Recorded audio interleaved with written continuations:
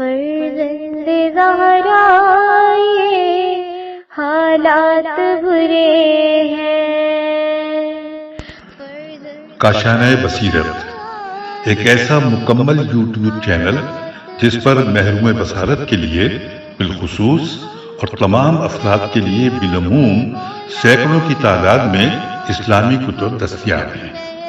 لہذا گزارش ہے کہ آپ اپنی ذمہ داری نبھاتے ہوئے کاشانۂ بصیرت کو سبسکرائب کرنے کے ساتھ ساتھ بیل آئیکن کو پریس کیجیے تاکہ آپ علم کے حصول کے ساتھ ساتھ مذہب اہل بیت کی اشاعت میں بھی اہم کردار ادا کرتے رہیں۔ کاشانۂ بصیرت، کاشانۂ بصیرت، کاشانۂ بصیرت۔ فرزند زہرا یہ حالات برے ہیں۔ اعوذ باللہ من الشیطان اللعین الرجیم، بسم اللہ الرحمن الرحیم۔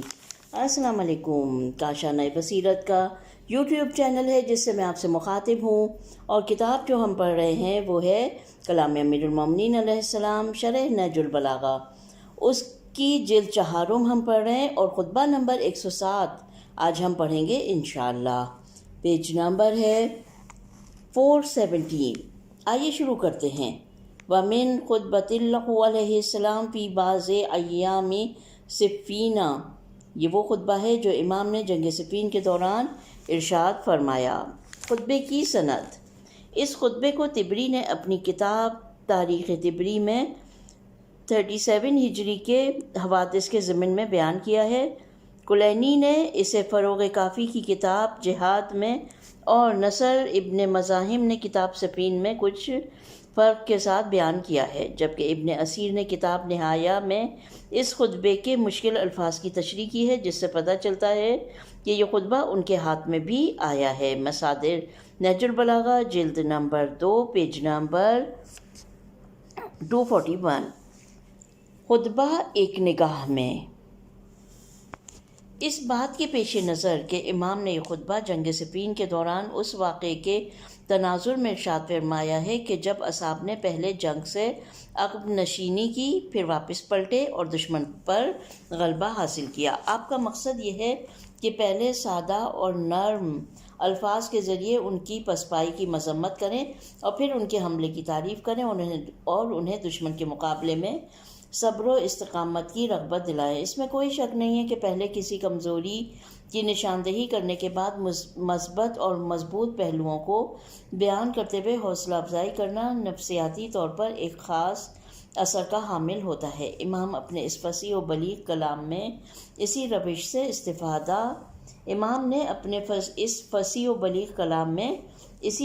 سے استفادہ کیا ہے۔ کچھ اس طرح سے شروع ہو رہا ہے یہ خطبہ، وَقَدْ رَأَيْتُ جُوعَتَكُمْ، اور ختم ہو رہا ہے اس طرح، ترمی ان حیازہا وتدادو ان مواردہا۔ ترجمہ: میں نے تمہیں بھاگتے ہوئے اپنی صفوں سے منتشر ہوتے ہوئے دیکھا، جبکہ تمہیں شام کے جفاکار اوباش اور دیہاتی بدو اپنے گھیرے میں لیے ہوئے تھے، حالانکہ تم عرب کے جواں مرد، بہادر اور شرف کے راس و رئیس تھے، اور اس کی اونچی ناک اور چوٹی کی بلندی والے افراد تھے۔ میرے سینے کی کرراہنے کی آوازیں اس وقت دب سکتی ہیں کہ جب میں یہ دیکھ لوں کہ آخر کار جس طرح انہوں نے تمہیں گھیر رکھا ہے، تم نے بھی انہیں اپنے نرغے میں لے لیا ہو، اور جس طرح انہوں نے تمہارے قدم اکھیڑ دیے ہیں، اسی طرح تم نے بھی ان کے قدم ان کی جگہوں سے اکھیڑ ڈالے ہوں۔ تیروں کی بوچھار سے انہیں قتل کرو، اور نیزوں کے ایسے ہاتھ چلاؤ کہ ان کی پہلی صفیں دوسری صفوں پر اس طرح چڑھی جائیں جیسے ہکائے ہوئے پیاسے اونٹ کہ انہیں ان کے تالابوں سے دور پھینک دیا گیا ہو اور انہیں ان کے گھاٹوں سے علیحدہ کر دیا گیا ہو۔ شرح و تفسیر۔ میرے دل کے زخم پر مرہم رکھو۔ نہج البلاغہ کے بعض شارحین نے نقل کیا ہے کہ امام نے اس خطبے کو اس وقت بیان فرمایا کہ جب اہل عراق کے دائیں بازو کے لشکر نے پسپائی اختیار کی، پھر ایک طوفانی حملے کے بعد اپنی جگہ پر واپس پلٹے اور مالک اشتر سے ملحق ہو گئے۔ مالک نے ان کے ہمراہ لشکر شام پر حملہ کر کے انہیں منتشر کر دیا۔ جب امام نے ان دونوں مناظر کو دیکھا تو ان سے مخاطب ہو کر مندرجہ بالا خطبہ ارشاد فرمایا۔ امام نے اوپر کے مختصر جملوں میں اپنے اصحاب کے حوصلے کو بڑھانے کے لیے پہلے ان کے کمزور پہلو کی طرف اشارہ فرمایا ہے، پھر ان کی طرف سے اپنی کمزوری کی تلافی کا تذکرہ فرمایا ہے۔ آپ اپنے کلام کو مختلف اقسام کی عمیق اور خوبصورت تشبیہات اور پرمعنی کنایات سے مزین کرتے ہیں تاکہ ان کے دل و جان پر گہرا اثر چھوڑ سکیں اور وہ آئندہ کے لیے نصیحت حاصل کریں اور دشمن کے حملوں کے مقابلے میں مزید صبر و استقامت کا مظاہرہ کریں۔ پہلے فرماتے ہیں، میں نے تمہیں بھاگتے ہوئے اور اپنی صفوں سے منتشر ہوتے ہوئے دیکھا، جبکہ تمہیں شام کے جفاکار اور اوباش اور دیہاتی بدو اپنے گھیرے میں لیے ہوئے تھے، حالانکہ تم عرب کے جوان مرد، بہادر، شرف کے راز اور رئیس تھے اور اس کی اونچی ناک اور چوٹی کی بلندی والے افراد تھے۔ مجھے تم لوگوں سے اس طرح کی عقب نشینی کی توقع نہ تھی اور ایسا کرنا تمہارے شایان شان نہ تھا۔ آخر کار میرے سینے کی اندرونی تکلیف کو شفا ملی جب میں نے دیکھا کہ جس طرح انہوں نے تمہیں پسپائی اختیار کرنے پر مجبور کیا تھا، تم لوگوں نے بھی ان کی صفوں کو منتشر کرتے ہوئے انہیں اپنی جگہوں سے پیچھے دھکیل دیا۔ انہیں تیروں کی بوچھار کا نشانہ بناؤ اور نیزوں کے ایسے ہاتھ چلاؤ کہ ان کی پہلی صف دوسری صف پر اس طرح چڑھ جائے جیسے ہکائے ہوئے پیاسے اونٹ، کہ انہیں ان کے تالابوں سے دور پھینک دیا گیا ہو اور ان کے گھاٹوں سے علیحدہ کر دیا گیا ہو۔ بے شک جنگ صفین 2 لشکروں کا مقابلہ تھا جن میں سے ایک بہت سی اسلامی شخصیتوں یعنی پیغمبر اکرم صلی اللہ علیہ وسلم کے بعض اصحاب اور ان کے فرزندوں پر مشتمل تھا۔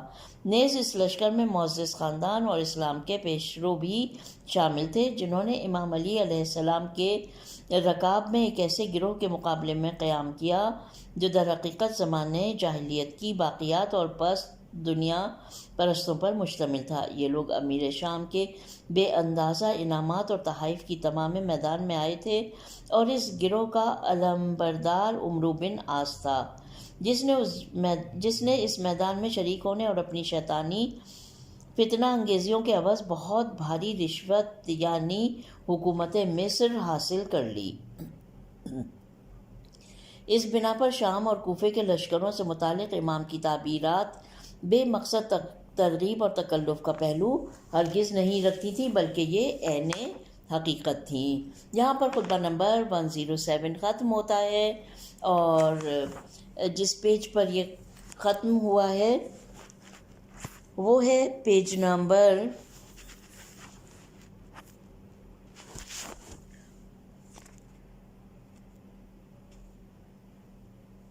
441۔ پیج نمبر 441 پہ خطبہ نمبر 107 ختم ہو جاتا ہے۔ 442 جو ہے وہ بلینک ہے، اس پر کچھ نہیں لکھا ہوا ہے۔ اب آئیے ہم آگے بڑھتے ہیں خطبہ نمبر 108 کی جانب۔ آئیے پڑھتے ہیں۔ وَمِن خُطْبَةٍ لَهُ علیہ السلام وَهِيَ مِن خَطَبِ الْمَلَاحِمِ، یہ وہ خطبہ ہے جس میں اہم حوادث و واقعات کا ذکر کیا گیا ہے۔ سند خطبہ، اس خطبے کے کچھ حصے کو آمدی نے کتاب غرر میں اور کچھ دیگر حصوں کو زمخشری نے کتاب ربیع الابرار میں نقل کیا ہے، جبکہ اس کے کچھ دیگر حصوں کو آمدی ہی نے غرر کے دوسرے مقام پر ذکر کیا ہے جو نہج البلاغہ کے مطالب سے کچھ مختلف اور اضافات پر مشتمل ہے۔ یہ اس بات کی غمازی کرتا ہے کہ انہوں نے اس خطبے کو نہج البلاغہ کے علاوہ دوسرے منابع سے نقل کیا ہے۔ خطبہ ایک نگاہ میں، یہ خطبہ چند حصوں پر مشتمل ہے۔ پہلے حصے میں دوسرے خطبوں کی طرح اللہ کی حمد و ثنا، اس کے جلال و جمال کے اوصاف اور اس کے وجود مقدس کے اسبات سے متعلق گفتگو فرمائی ہے۔ دوسرے حصے میں دیگر خطبوں کی طرح رسول خدا کے فضائل و کمالات کا تذکرہ فرمایا ہے۔ تیسرے حصے میں ایک ایسے گشتی روحانی طبیب کے بارے میں گفتگو کرتے ہیں جو اپنے بیماروں کے پیچھے پھرتا ہے اور ان کے لیے تمام وسائل فراہم کرتا ہے۔ نہج البلاغہ کے بہت سے شارحین نے اسے خود امام کی طرف اشارہ جانا ہے، جبکہ بعض نے اسے رسول خدا صلی اللہ علیہ وسلم کے متعلق جانا ہے۔ چوتھے حصے میں آپ اپنے دوستوں کے جمود اور سستی کے سبب ان کی سرزنش کرتے ہیں اور انہیں خبردار کرتے ہیں کہ تمہاری سستی اور بے رخی کا انجام بہت خطرناک ہوگا۔ دشمن تم پر غلبہ پا کر تمہیں اس طرح کچل دیں گے کہ تمہاری کوئی حیثیت باقی نہ رہے گی۔ پانچویں حصے میں، جو کہ خطبے کے اہم حصے پر مشتمل ہے، آپ انہیں واعظ و نصیحت فرماتے ہیں۔ چھٹے اور آخری حصے میں آئندہ واقع ہونے والے شدید حوادث سے متعلق پیش گوئی فرماتے ہیں کہ جب زمین و آسمان کی برکتیں لوگوں کے درمیان سے ختم ہوں گی، برائیاں آشکار ہوں گی، اچھائی کو برائی اور برائی کو اچھائی سمجھا جائے گا اور اسلام کے حقائق مسخ کر دیے جائیں گے۔ پہلا حصہ خطبہ نمبر 108 کا پہلا حصہ اس طرح شروع ہوتا ہے: الحمدللہ المتجلی لخلقہ، اور ختم ہوتا ہے عقائد سریات۔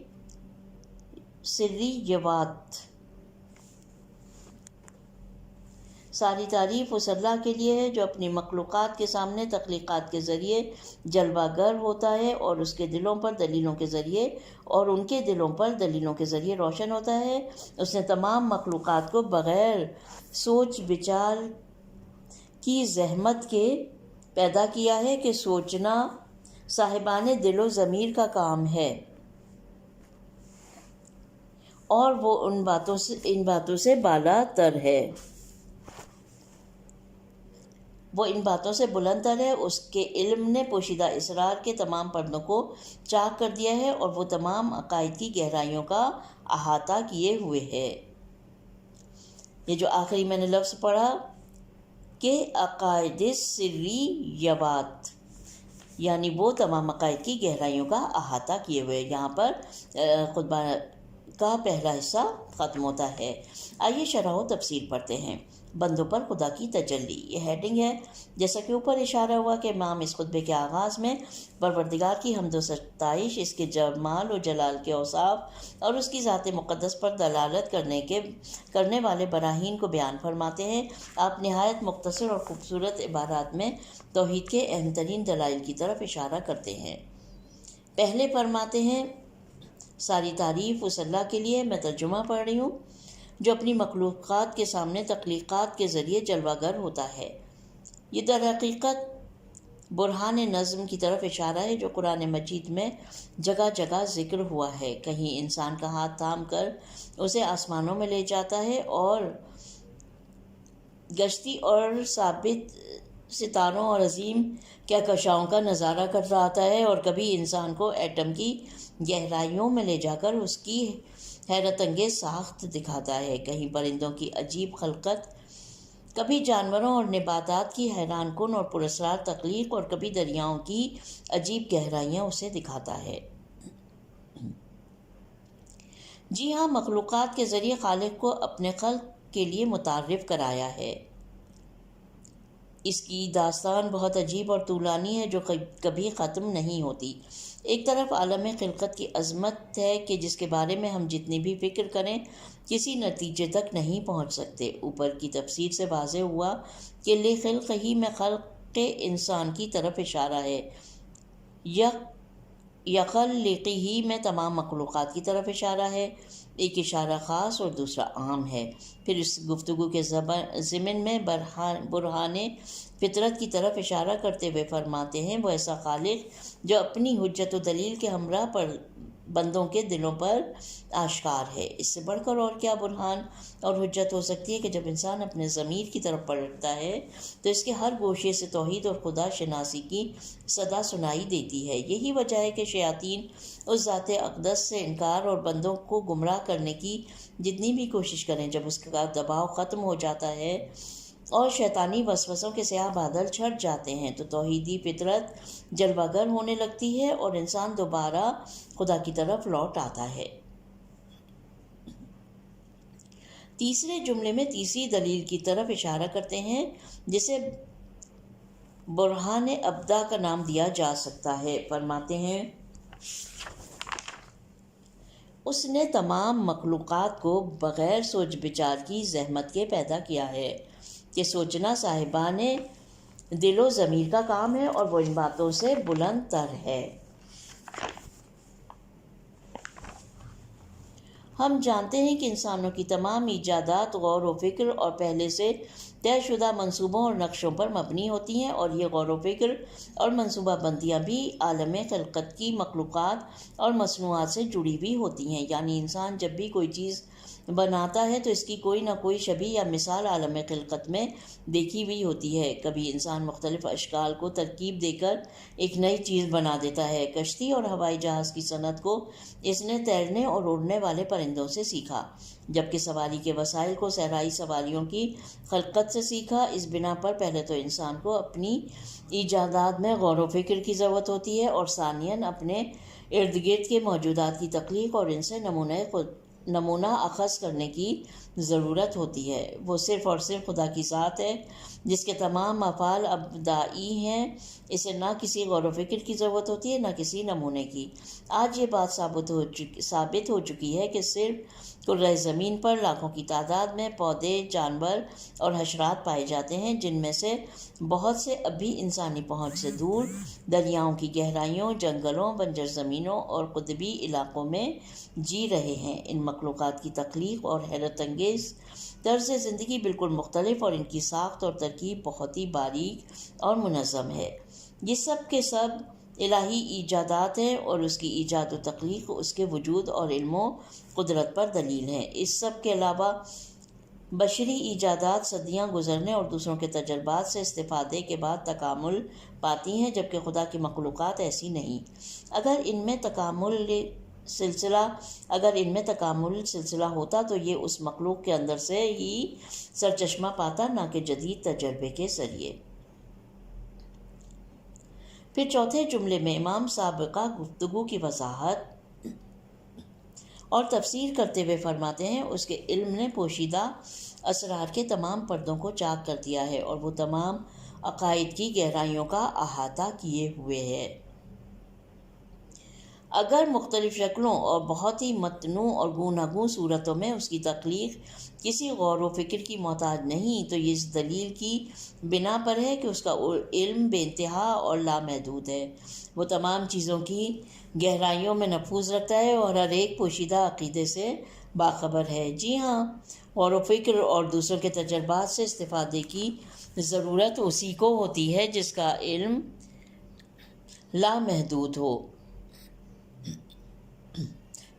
محدود ہو اور جو غیب کے حالات سے بے خبر ہو۔ اوپر کی تعبیر در حقیقت ذکر خاص بعد العام کی قبیل میں سے ہے، یعنی امام پہلے علم خدا کے تمام اشیاء کے باطن پر محیط ہو جانے سے متعلق گفتگو فرماتے ہیں، اور پھر پوشیدہ عقائد کی نسبت اس کے علم کا تذکرہ فرماتے ہیں۔ نقطہ علم خدا کی وسعت۔ علم خدا کا معاملہ معرفت کے حوالے سے بھی اور اخلاق اور تربیت کے اعتبار سے بھی اہم ترین مسائل میں سے ہے۔ یہ ایک ایسا مسئلہ ہے جس کے بارے میں قرآن مجید میں بہت اہم بحثیں ہوئی ہیں، اور اس مسئلے کی وسعت کو خوبصورت مثالوں کے ساتھ سمجھایا گیا ہے۔ چنانچہ ارشاد ہوتا ہے، اگر زمین میں جتنے درخت ہیں سب قلم ہو اور سمندر روشنائی ہو، اس کے بعد اور 7 سمندر اسے بڑھاتے چلے جائیں تو اللہ کے کلمات تبھی ختم نہیں ہوں گے۔ بے شک اللہ غالب ہے اور حکمت والا ہے۔ اگر ہم اس مثال کی گہرائی میں غور و فکر فرمائیں تو مکمل طور پر ذہن میں اور اس کے معنی کو مکمل طور پر ذہن میں مجسم کریں تو اس حقیقت کو پالیں گے کہ علم پروردگار کی وسعت ہماری سوچ و فکر سے کہیں بالا تر ہے، یعنی خدا کا ہر جگہ اور ہر زمان و مکان میں موجود ہونا اور ہر چیز کا اس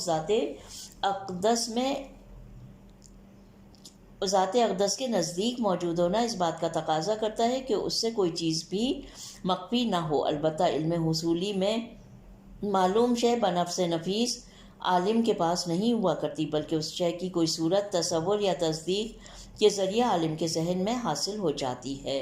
لیکن علم حصولی میں معلوم شے کی ذات معلوم شے کی ذات ہی عالم کے پاس حاضر ہوتی ہے، چنانچہ تمام اشیاء اور حوادث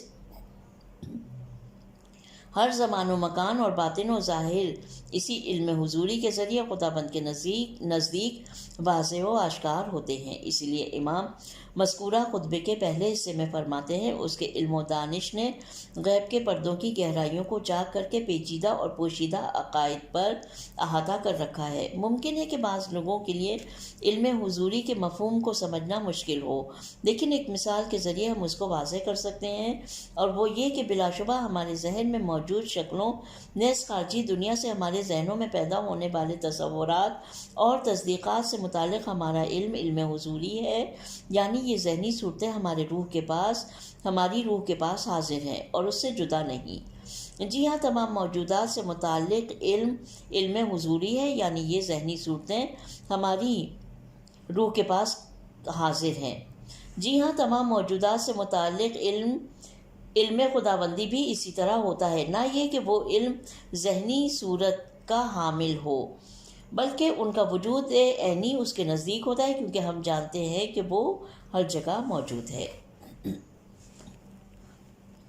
اور تم چاہے جہاں کہیں رہو وہ تمہارے ساتھ ہے، اور ہم تو اس کی شہرک سے بھی زیادہ قریب ہیں۔ یہاں سے یہ بات، جیسا کہ سورہ حدید کی آیت نمبر 4، اور تم چاہے جہاں کہیں رہو وہ تمہارے ساتھ ہے، دوسرا میں نے ترجمہ پڑھا، اور ہم تو اس کی شہرک سے بھی زیادہ قریب ہیں، سورہ قاف کی آیت نمبر 16۔ یہاں سے یہ بات واضح ہو جاتی ہے کہ اس وسیع اور بے نہایت علم کی طرف متوجہ ہونا کس قدر اہم تربیتی آثار رکھتا ہے، آثار کا حامل ہے، کیونکہ انسان جب کائنات کو خدا کے سامنے سمجھتا ہے اور اس کے علم کو اندرونی اسرار اور بیرونی مسائل پر احاطہ کیے ہوئے دیکھتا ہے، تو یقیناً اپنے اعمال یہاں تک کہ سوچ و فکر کو بھی قابو کر لیتا ہے۔ یہاں پر خطبے کا پہلا حصہ ختم ہو جاتا ہے۔ آئیے بڑھتے ہیں دوسرے حصے کی جانب۔ خطبے کے اس حصے میں آپ رسول اکرم صلی اللہ علیہ وسلم کا تذکرہ فرماتے ہیں، اور آپ فرماتے ہیں، یہ شروع ہو رہا ہے اس طرح، اختارہ من یجیرۃ الانبیاء، اور ختم ہو رہا ہے ینابی الحکمہ۔ ترجمہ، اس نے حضور کا انتخاب انبیاء کرام کے شجرے، روشنی کے فانوس، بلندی کی پیشانی، عرض بطحا کی زمین، حکمت کے چراغوں اور حکمت کے سرچشموں کے درمیان سے کیا ہے۔ شرح و تفصیل۔ رسول خدا کے شایع نشان توصیف۔ امام اس خطبے کے دوسرے حصے میں اللہ تعالیٰ کی حمد و ثنا اور اس کے وجود پر دلائل پیش کرنے کے بعد حضرت پیغمبر اکرم صلی اللہ علیہ وسلم کا تعارف شروع کرتے ہیں، اور 6 تشبیہات کے ساتھ مختصر جملوں میں حضرت کے بے مثال فضائل کو بیان کرتے ہیں۔ پہلے فرماتے ہیں، نمبر 1، اس نے آپ کا انتخاب انبیاء کرام کے شجرے سے کیا۔ نمبر 2، وہ روشنی کے فانوس سے۔ نمبر 3، اور بلندی کی پیشانی سے۔ نمبر 4، اور عرض بطحا کی زمین سے۔ نمبر 5، اور تاریکی میں روشن چراغ سے۔ نمبر 6، اور علم و حکمت کے سرچشمے سے۔ ان 6 تشبیہات اور استعاروں میں سے ہر ایک رسول خدا کے فضائل میں سے کسی نقطے کی طرف اشارہ ہے۔ پہلی تشبیہ نہج البلاغہ کے اکثر شارحین کے نزدیک اس سے مراد نسل ابراہیم ہے، کہ جس میں سے عظیم الشان انبیاء مبعوث ہوئے، اور رسول خدا کا سلسلہ نسب بھی حضرت اسماعیل علیہ السلام کے ذریعے انہی حضرت تک پہنچتا ہے۔ دوسری تشبیہ اس بات کی طرف اشارہ ہے کہ معرف الہی کے انوار اور وجود انبیاء وجود انبیاء علیہ السلام کے فانوس میں پایا جاتا ہے، اور رسول خدا ان انوار کے حامل ہیں۔ واضح رہے کہ مشکات یا فانوس سے مراد وہ محفوظ ظرف ہے جس میں قدیم زمانے میں چراغ کو رکھا جاتا تھا تاکہ ہوا کے جھونکے اسے بجھا نہ دے۔ اس بنا پر انبیاء علیہ السلام معرف الہی کے انوار کی حفاظت کرنے والے ہیں۔ تیسری تشبیہ اس بات کے پیش نظر کے ضوابطہ سر کے اگلے حصے کے بالوں کو کہا جاتا ہے، اور اولیاء کے بھی معنی بلندی کے ہیں، اور یہ تشبیہ اس بات کی طرف اشارہ ہے کہ رسول خدا کا سلسلہ نسب اعلیٰ ترین انسانوں کے خاندان تک پہنچتا ہے، اور آپ نے یہ عرفہ وراثتی شرف ان بلند ہستیوں سے کسب کیا ہے۔ چوتھی تشبیہ اس نقطے کے پیش نظر کہ بطحا مکے کے اس خاص حصے کی طرف اشارہ ہے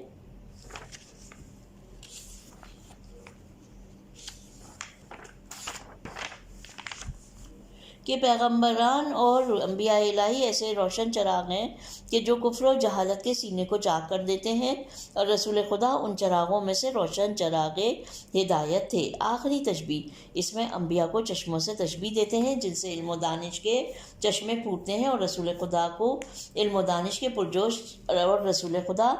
دانش کے پرجوش چشموں میں سے ایک تھے۔ یہاں پر خطبے کا دوسرا حصہ بھی ختم ہو جاتا ہے، اور آئیے شروع کرتے ہیں خطبہ نمبر 108 کا تیسرا حصہ، جو شروع ہو رہا ہے وَمِنْهَا طَيِّبٌ دَوَّارٌ، اور ختم ہوتا رہا ہے الصَّائِمَةِ وَالسُّكُورِ الْقَاسِيَةِ۔ آپ وہ طبیب تھے جو اپنی طبابت کے ساتھ چکر لگا رہا ہو کہ اپنے مرہم کو درست کر لیا ہو، اور داغنے کے آلات کا تپا لیا ہو کہ جس اندھے دل، بہرے کان، گونگی زبان پر ضرورت پڑے فوراً استعمال کر دے، اپنی دوا کو لیے ہوئے غفلت کے مراکز اور حیرت کے مقامات کی تلاش میں لگا ہوا ہو۔ ان ظالموں نے حکمت کی روشنی سے نور حاصل نہیں کیا، اور علوم کے چکماق کو رگڑ کر چنگاری نہیں پیدا کی۔ اس مسئلے میں ان کی مثال چلنے والے جانوروں اور سخت ترین پتھروں کی ہے۔ شرح و تفصیل۔ ہیڈنگ ہے چلتا پھرتا طبیب۔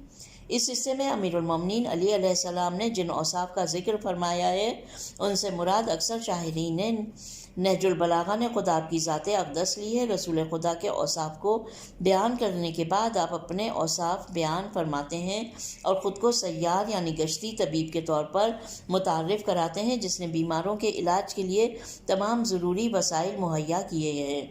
گویا اس مطلب پر شارحین نہج البلاغہ کا اجماع ہے۔ صرف آمدین غرر الحکم میں ان جملوں کو رسول خدا کے اوصاف جانا ہے اور انہیں گزشتہ بحث کا تسلسل قرار دیا ہے۔ وہ کہتے ہیں یہ اوصاف رسول خدا صلی اللہ علیہ وسلم کے بارے میں ہیں، لیکن ایک طرف گزشتہ جملوں کے ساتھ اس جملے کا تعلق اور دوسری طرف اس کا حضرت پیغمبر اکرم صلی اللہ علیہ وسلم کے زمانے کے حالات پر منطبق ہونا اس بات کی تائید کرتا ہے کہ یہ اوصاف پیغمبر اکرم کے ہوں۔ ہمیں تعجب ہوتا ہے کہ کیوں کر نہج البلاغہ کے بعض شارحین نے اس مطلب کو کم از کم ایک احتمال کے طور پر بھی پیش نہ کیا، حالانکہ انہوں نے اپنے مدعا پر کوئی قرینہ یا دلیل بھی قائم نہیں کی ہے۔ درست ہے کہ رسول اکرم اور امام علی علیہ السلام دونوں ایک ہی شجرہ مبارکہ سے ہیں اور دونوں ایک ہی روح کی مانند ہیں جو دو قالبوں قرار پائی ہے۔ پھر یہ کہ جو اوصاف ان دو بزرگوں میں سے ایک پر صادق آتے ہیں وہ دوسرے پر بھی صادق آتے ہیں، تاہم حقائق روشن ہونے کے لیے ضروری ہے کہ اس حصے کے ضمائر کے مراجع واضح ہو جائیں۔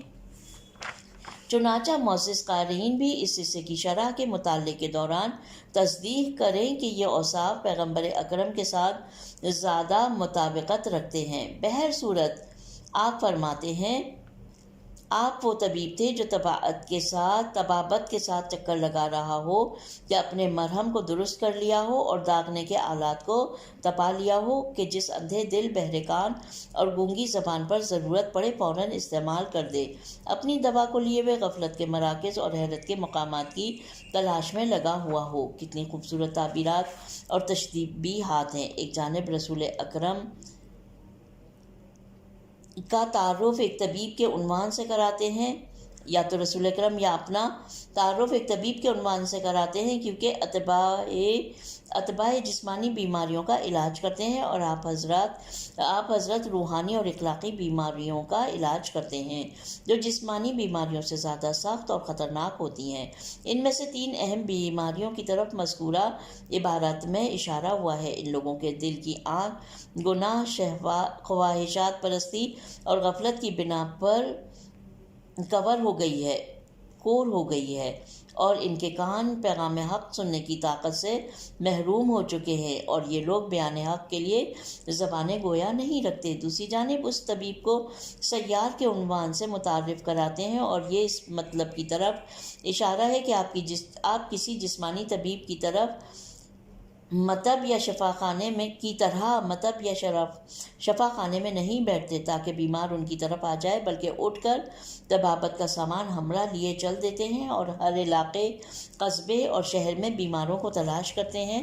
ایسا کرنا تمام انبیاء اور ائمہ علیہم السلام کی سیرت رہی ہے۔ علماء امت اور دانشمندوں کو بھی انہی حضرات کی پیروی کرنی چاہیے۔ خود کو کعبہ نہ سمجھے کہ جس کے گرد لوگ طواف کریں، بلکہ نسیم سحر کی مانند ہر جگہ پہنچ جائیں، اور مردہ جسموں میں تازہ روح پھونکے، یا اس شکاری کی مانند جو شکار کی تلاش میں نکلتا ہے۔ پھر آپ اس طبیب کے معالجے کی جامعیت کی طرف اشارہ فرماتے ہیں جو جان لیوا زخموں کے علاج کے لیے پہلے مختلف قسم کے شفا بخش مرہم استعمال کرتا ہے، اور اگر کوئی مرہم یا دوا کارگر نہ ہوئی تو بیمار کی جان بچانے کی خاطر مجبوراً زخم کی جگہ کو داغ دیتے ہیں۔ پچھلے زمانوں میں ناقابل علاج زخموں کو گرم لوہے سے داغ دیا جاتا تھا۔ یوں آپ بشارت اور انذار کے فرائض کو مکمل طور پر انجام دیتے ہیں۔